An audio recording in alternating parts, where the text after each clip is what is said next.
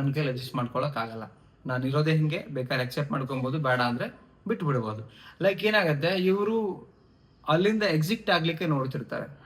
ಯಾವುದಕ್ಕೂ ಅಡ್ಜಸ್ಟ್ಮೆಂಟ್ ಆಗಲ್ಲ. ನಾನು ಇರೋದೇ ಹಿಂಗೆ, ನನ್ನ ಇಷ್ಟ, ನನ್ನ ಲೈಫ್, ನನ್ನ ಬದುಕು. ಸೊ ಬಿಫೋರಲ್ಲೆಲ್ಲ ಹೆಂಗೆ ಅಂದರೆ, ಇದು ನಮ್ಮದು ಆ್ಯಂಡ್ ನಾವು ಅಡ್ಜಸ್ಟ್ಮೆಂಟಲ್ಲಿ ಮೂವ್ ಆನ್ ಆಗೋಣ, ಈ ಥರದ್ದು ಮಾತಿರುತ್ತೆ. ಇವಾಗ ಆ್ಯಕ್ಚುಲಿ ಆ ಪ್ರಾಬ್ಲಮ್ ಸೊಲ್ಯೂಷನ್ ಮಾಡ್ಕೊಳ್ಳೋಣ, ಸರಿಪಡಿಸ್ಕೊಳ್ಳೋಣ ಅಂತ ನೀವು ಮಾತಾಡೋಕೆ ಹೋದ್ರೆ ನಿಮ್ಮ ಬಾಯಿನ ಬಂದ್ ಮಾಡಿಬಿಡ್ತಾರೆ, ದೂರ ಕೂತ್ಕೊಂಡ್ಬಿಡು.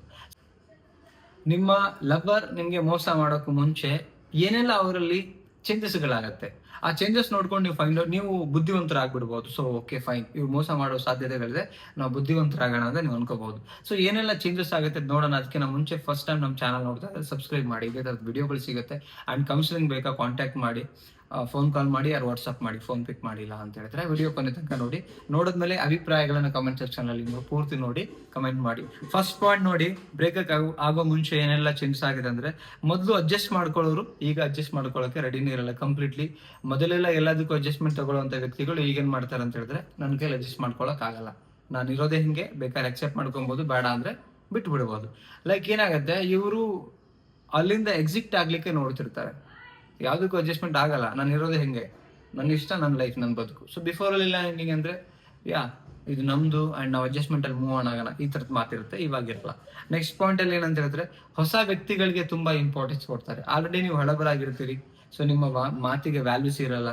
ಆ್ಯಂಡ್ ಯಾರೋ ಹೊಸ ಫ್ರೆಂಡ್ ಸರ್ಕಲ್ಸು, ಹೊಸ ವ್ಯಕ್ತಿಗಳು ಬಂದಾಗ ಅವ್ರಿಗೆ ಕೊಡೋ ಮರ್ಯಾದೆ, ಅವ್ರಿಗೆ ಕೊಡೋ ಮಾತಿಗೆ ರೆಸ್ಪಾನ್ಸು ಇಲ್ಲಿ ನಿಮಗೆ ಸಿಗ್ತಾ ಇರಲ್ಲ. ಇದು ತುಂಬ ಚೇಂಜಸ್ ಆಗ್ತಿರತ್ತೆ ಅವರಲ್ಲಿ. ಓಕೆ, ಇದು ಕೂಡ ನಿಮ್ಮನ್ನು ಲೈಕ್ ಮೋಸ ಮಾಡೋಕ್ಕಿಂತ ಮುಂಚೆ ಆಗುವಂಥ ಬದಲಾವಣೆಗಳಿದು.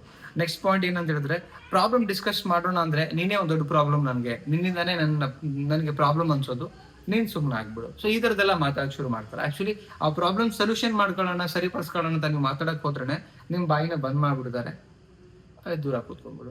ಸೊ ಇದೇನಾಗಿದೆ ಆ್ಯಕ್ಚುಲಿ ಏನಂತ ಹೇಳಿದ್ರೆ, ಇಲ್ಲಿ ನೀವು ಬುದ್ಧಿವಂತರಾಗಬೇಕು. ಇದೆಲ್ಲ ಆಯ್ತು ಅಂತ ಹೇಳಿದ್ರೆ, ನೀವು ಕರೆಕ್ಟ್, ನಮಗೆ ಇಲ್ಲೇನೋ ಪ್ಲಾನ್ ಆಗ್ತಿದೆ, ಮೋಸ ಮಾಡ್ತಿದ್ದಾರೆ, ನಾವು ಸರಿ ಆಗೋಣ, ನಾವು ತಿದ್ದುಕೊಳ್ಳೋಣ ಅಂತ ಬೇಡ, ನೀವು ಬುದ್ಧಿವಂತರಾಗ್ತಾ ಹೋಗಿ, ಅಷ್ಟೇ ಹೇಳೋದು. ನೆಕ್ಸ್ಟ್ ಪಾಯಿಂಟ್ ಏನಂತ ಹೇಳಿದ್ರೆ, ಟಚ್ ಕ್ಲೋಸ್ನೆಸ್ನ ಇಷ್ಟಪಡಲ್ಲ. ನೀವು ಟಚ್ ಮಾಡೋದು, ಅವರಿಗೆ ಕ್ಲೋಸ್ ಆಗಿರುವಂಥದ್ದು, ರೊಮ್ಯಾಂಟಿಕ್ಲಿ ಮಾತಾಡೋದು, ಇದ್ಯಾವುದು ಇಷ್ಟ ಆಗ್ತಿರಲ್ಲ, ಅವ್ರಿಗೆ ಇರಿಟೇಷನ್ ಆಗ್ತಿರತ್ತೆ. ಸೊ ಆ ಇರಿಟೇಷನ್ ಆಗ್ತಿದೆ ಅಂತ ಹೇಳಿದ್ರೆ, ಎಲ್ಲೋ ಒಂದು ಕಡೆಗೆ ನಿಮಗೆ ಬ್ರೇಕಪ್ ನಿಮ್ಮೊಟ್ಟಿಗೆ ಬ್ರೇಕಪ್ ಮಾಡ್ಕೊಳ್ಳೋ ಸಾಧ್ಯತೆ ಇದೆ. ಮೊದಲು ತುಂಬ ಇಷ್ಟಪಡೋರು ಈಗ ನಿಮ್ಮನ್ನು ಇಷ್ಟಪಡ್ತಿಲ್ಲ ಅಂತಂದು ಹೇಳಿದ್ರೆ 100% ಬ್ರೇಕಪ್ ಆಗೋ ಎಲ್ಲ ಸಾಧ್ಯತೆಗಳಿದೆ.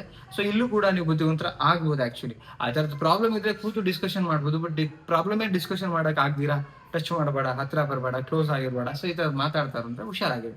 ನೆಕ್ಸ್ಟ್ ಪಾಯಿಂಟ್ಸ್ ಅಲ್ಲಿ ಏನಂತ ಹೇಳಿದ್ರೆ, ಡಿಸ್ಟೆನ್ಸ್ ಆಲ್ವೇಸ್ ಮೇಂಟೈನ್ ಮಾಡ್ತಾರೆ ಎಲ್ಲ ವಿಚಾರದಲ್ಲಿ, ಎಮೋಷನಲಿ, ಭಾವನೆಗಳ ವಿಚಾರದಲ್ಲಿ. ಇಷ್ಟು ಇತ್ತು ಅಂತ ಹೇಳಿದ್ರೆ ನಿಮಗೆ ಸದ್ಯದಲ್ಲೇ ಮೋಸ ನಡೆಯುತ್ತೆ, ಹುಷಾರಾಗಿ.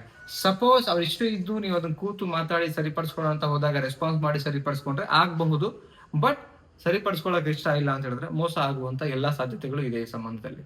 ಸ್ನೇಹಿತರೆ, ಅಭಿಪ್ರಾಯಗಳನ್ನು ಕಮೆಂಟ್ ಸೆಕ್ಷನ್ ಕಮೆಂಟ್ ಮಾಡಿ, ಇಷ್ಟ ಆದರೆ ಲೈಕ್ ಮಾಡಿ. ಮತ್ತೊಂದು ಟಾಪಿಕ್ ಸಿಗೋಣ. ನಮಸ್ತೆ.